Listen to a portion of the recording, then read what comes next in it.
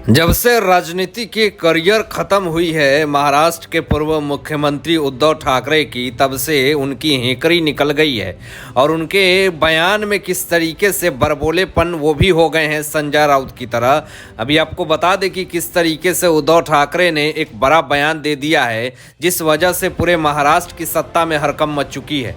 अमित शाह जी तक को भी उन्होंने नहीं छोड़ा, देवेंद्र फडणवीस जी को भी पूरी तरीके से बड़े बड़े बयान दे दिए, जिस कारण से देवेंद्र फडणवीस जी ने क्या उन तमाम आरोपों पे अपनी प्रतिक्रियाएं दी हैं ये भी आपको बताएंगे। और ये भी बता देंगे कि महाराष्ट्र में किस तरीके से 20 बड़ी गिरफ्तारी हुई है जिससे कि महाविकास आघाड़ी की सरकार की सत्ता की चारों तरफ की नींद जो है वो हराम हो चुकी है। इन सब चीज़ों को सिलसिलेवार तरीके से आपको बताएंगे, लेकिन उससे पहले इस चैनल को सब्सक्राइब करके बेल आइकन प्रेस कर लें और ऐसे ही लेटेस्ट अपडेट पाने के लिए इस चैनल को सब्सक्राइब करें।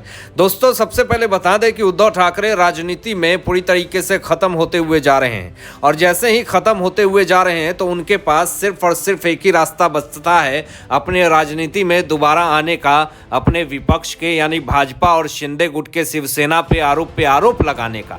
लेकिन जब जब ये आरोप लगा रहे हैं और भावनाओं में आकर के जो कार्यक्रम में उन्होंने गया और किस तरीके से बड़ी बड़ी बातें कह दी, बड़ा बड़ा बयान खड़ा कर दिया और किस तरीके से एक ऐसा तंज कस दिया जिससे कि उसी तंज में पूरी तरीके से वो फंस गए।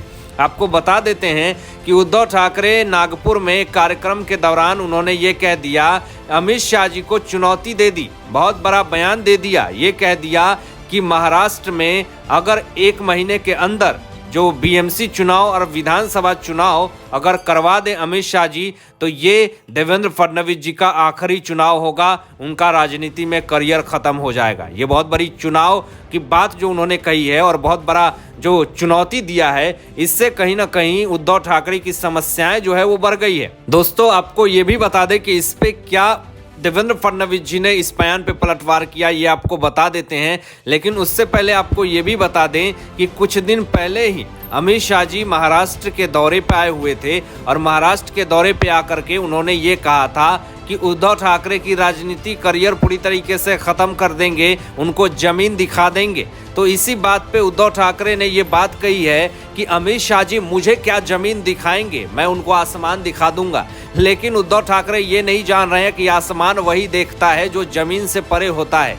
यानी बातों बातों में ही उद्धव ठाकरे की जो किरकिरी हुई है, इसी बातों में अमित शाह जी की तारीफ कर चले उद्धव ठाकरे।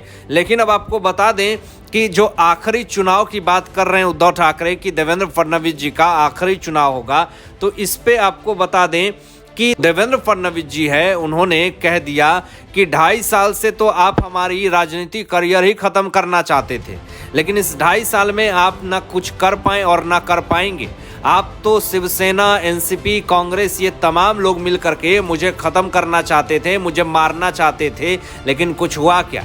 आपको ये भी बता दें दोस्तों कि देवेंद्र फडणवीस जी ने साफ तौर पे कहा कि आप धोखे की बात करते हैं तो 2019 में आपने सिर्फ और सिर्फ हमें धोखा दिया। बीजेपी को, भाजपा को जड़ से ख़त्म करने के लिए आप एनसीपी और कांग्रेस से जाकर के हाथ मिला लिए, लेकिन आप न कभी भाजपा को ख़त्म कर पाए हैं और ना कर पाएंगे। ये बहुत बड़ी बयान जो है वो देवेंद्र फडणवीस जी ने दे दिया है। अब इससे उद्धव ठाकरे की जो है वो हालत ख़राब हो चुकी है। आखिर अब वो क्या बोले। अब इन तमाम परिस्थितियों में फंस चुके हैं उद्धव ठाकरे और उनकी चारों तरफ किरकिरी हो चुकी है। अब ऐसे हालात में उद्धव ठाकरे पे अब कहीं ना कहीं जो है विवादों का कहर जो है वो ढह गया है। अब देवेंद्र फडणवीस जी ने यह भी कहा कि उद्धव ठाकरे का दिमाग जो है वो काम करना बंद कर दिया है। बोलना क्या है, बोलते क्या है, सोचना क्या है, सोचते क्या हैं और किस तरीके से वो बयानबाजी कर रहे हैं और किस तरीके से जो तमाम शिवसेना के कार्यकर्ता हैं और जो महाराष्ट्र की जनता है जगह जगह पे जा करके लोगों को भड़काने का काम कर रहे हैं। सत्ता में थे तो इनको कभी भी महाराष्ट्र में किसान की समस्याएं नहीं दिखी, कभी भी बेरोजगारी नहीं दिखी, बाढ़ नहीं दिखी, सड़कें टूटी फूटी नहीं देखी। लेकिन जब सत्ता में चले जाते हैं और सत्ता से ख़त्म हो जाते हैं तो इनको किसान की आत्महत्या दिखने लगती है, बेरोजगारी दिखने लगती है, बाढ़ दिखने लगता है, सड़क की हालत ख़राब है ये दिखने लगता है। तो जब सत्ता में होते हैं तो अलग बोल होते हैं और जब विपक्ष होते हैं तो बोल अलग हो जाते हैं। आगे देवेंद्र फडणवीस जी ने दोस्तों और बड़ी बात कह दी है जिससे कि कहीं ना कहीं उद्धव ठाकरे का सिर जो है वो चकरा गया है।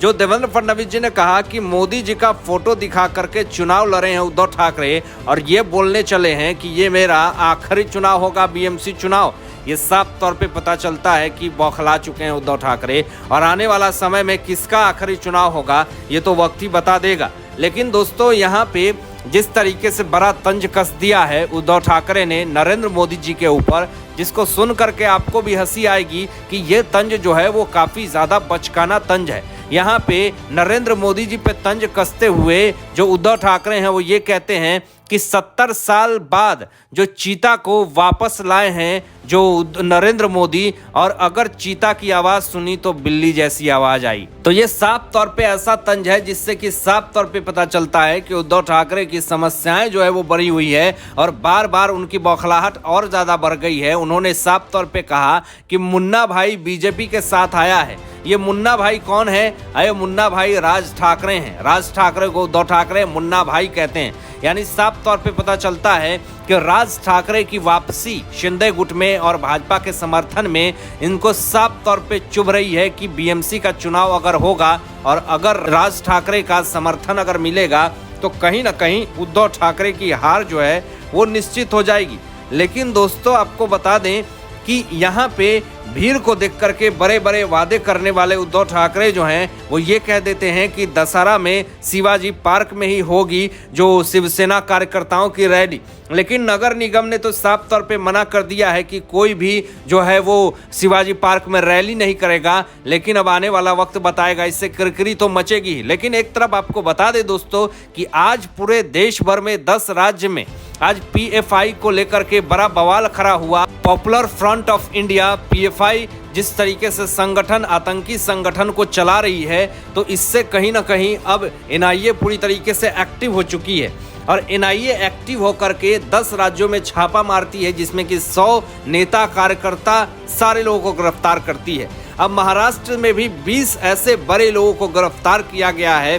अब पीएफआई का बड़ा नेक्सस जो है वो महाराष्ट्र से भी निकल करके आ रहा है। तो इस पे अब जब एयरपोर्ट पे देवेंद्र फडणवीस जी जब बाहर निकलते हैं तो मीडिया उनसे पीएफआई के लेकर के बात करते हैं और महाराष्ट्र में जिस तरीके से एनआईए ने 20 लोगों को गिरफ्तार किया है तो इस पे भी बात किया।